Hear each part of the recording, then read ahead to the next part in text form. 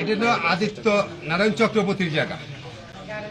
এটা কোনো মসজিদের জায়গা না, এটা আমাদের দেবতার সম্পত্তির জায়গা। এটা হলো আমাদের পূর্বপুরুষই আমরা পূজা করে গেছি। পুজো করে গিয়েছেন? হ্যাঁ, পুজো করে গিয়েছি, এখনো আমরা পূজা অর্চনা করি। পূজা অর্চনা এখনো করা হয়? প্রতি বৈশাখে আমরা এখানে একটা আনন্দ উল্লাস করি। আনন্দ উল্লাস করেন?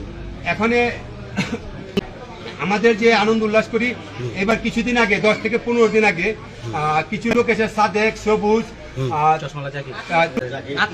চশমালা আতিক, জাকির, তারা এখানে এসে একটা মসজিদের সাইনবোর্ড লাগাইছে। ঠিক আছে, মসজিদের সাইনবোর্ড লাগাইছে, আসলে এটা দোকানঘর। তারা কিভাবে এটা মসজিদের সাইনবোর্ড লাগায়? একটা মুক্তিযোদ্ধার নাম দিয়ে একটা সাইনবোর্ড লাগাইছে, সেটা আমাদের বিবেকে বাধা দিচ্ছে।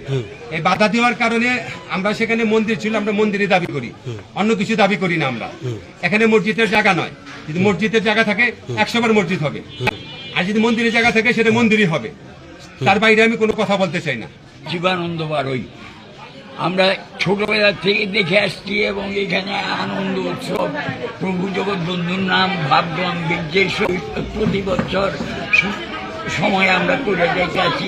এই কিছুদিন যাবৎ কয়েকটা আমাদের এখানকার দুষ্কৃতিকারী সাদেক, সবুজ, জাকির, এরা না এইখানে এই ভূমি দখল করার জন্য তারা এইখানে একটা মসজিদের সাইনবোর্ড লাগায় উৎপাত করতে আছে, হিন্দুদের ভীত সন্ত্রস্ত করে রাখতে আছে। এই উৎপাতের থেকে আমরা মুক্তি চাই, রেহাই চাই।